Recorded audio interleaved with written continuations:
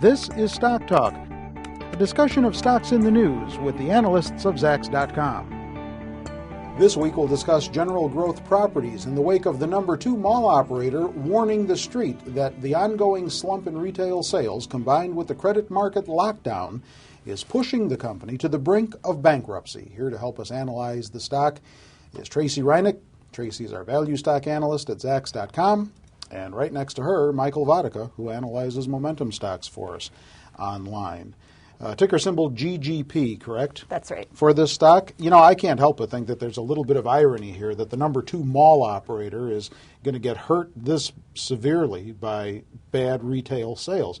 And you say that yesterday, the day before we taped this segment, by the way, they were removed from the S&P. They were. Yes, it's kind of downhill for them at the moment. Yeah, apparently, because earlier in the week, the stock tumbled 66% to 46 cents. Right. That screams delisting right there. Right. And that was after they basically warned that they might have to seek bankruptcy if they can't get some kind of refinancing on about $1 billion of debt that they have coming due at the end of next month. Let's put this in perspective a little bit, because from a fundamental standpoint, a company this large that operates 200 malls, including in places like New Jersey and Atlanta, right, along with being here in Chicago. They're out in California. Right. They're in 44 states. That's right. This doesn't happen overnight. No. Was this a slow build? Well, yeah, they have. Well, yes and no. I mean, they've taken on a tremendous amount of debt, and then you have the current situation about what's going on with the credit crisis, and it was kind of like a 1-2 punch. Too much debt, and then now they can't refinance. And also, I mean, they're trying to unload some of their assets in order to pay back down some of this debt. And right now, nobody's buying, even though they have very attractive properties. Like, as you said, here in Chicago, they own Water Tower Place, which is one of the premier malls right downtown on Michigan Avenue. Right. And that, surely they could sell that, but you're not going to sell it quickly. Well, they announced in August that they might sell assets to raise capital,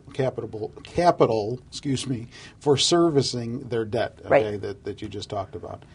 But Mike, was it clear in the cards then? Was the picture in the cards back then that the momentum was down and had no chance of recovery? Well, you make a good point. It's funny. You think about these big companies that have this long history. Like, how could something how could they deteriorate so quickly? And really what it does is it speaks of the power of leverage. And this is a company that over the last couple of years, they've been aggressively acquiring properties. And when they acquire these properties, you put a little bit of money down and you look for quick appreciation on the asset. But what's happened as the value of these properties has depreciated and with the whole consumer situation presenting itself, is that they're quickly writing down the value of these assets, and it's affecting their cash flow so significantly that they're not able to meet their short-term obligations. Let's take a look at those numbers, because in an SEC filing on Monday, the 10th of November, they said that they have $900 million of property secured debt, $58 million of corporate debt coming up for renewal by the 1st of December.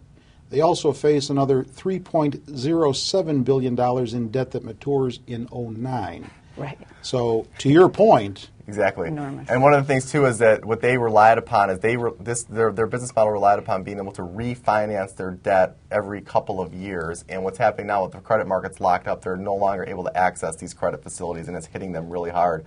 And the total number, I think, was $27 billion due by 2012. And the fact of the matter is they're just not going to be able to get it. You brought a chart with you. Let's take a look at it on a chart, because in this case, a picture is literally worth 1,000 words.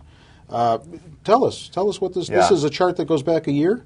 Well, right now what we're looking at is I wanted to kind of, this is what to me was the chart that really told the big story with this company, and shows like the kind of growth they had over the last 5 years, and they had done well. Their share price topped off in 2007, right just below the $70 level. And then over the last year and a half, there's been a precipitous fall. Just yesterday, the share price traded down to 35 cents, and that was from about 27 just a couple of months ago here. So it's been a pretty sharp downturn for the share price.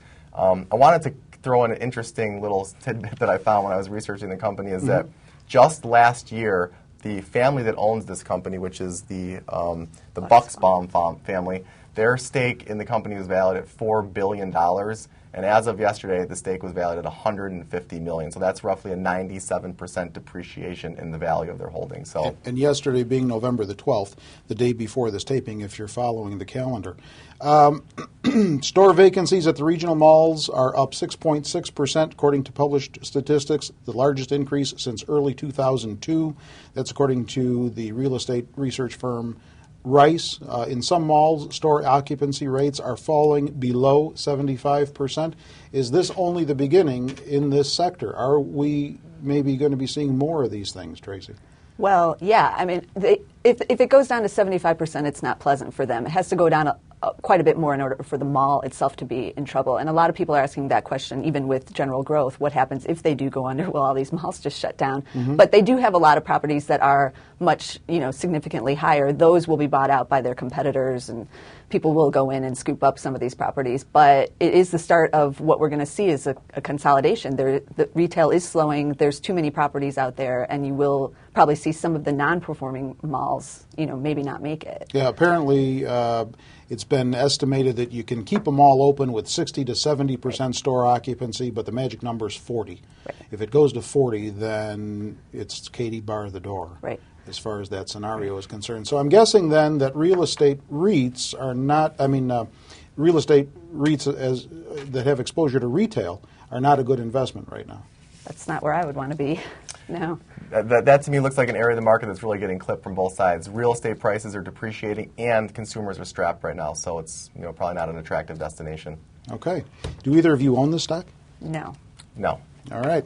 If you have a stock in the news that you would like us to talk more about and maybe analyze here on this particular segment that's called Stock Talk, send it in to us. Mailbag@Zacks.com. We will consider those suggestions for future webcasts. With Tracy and Mike, I'm Terry Ruffalo.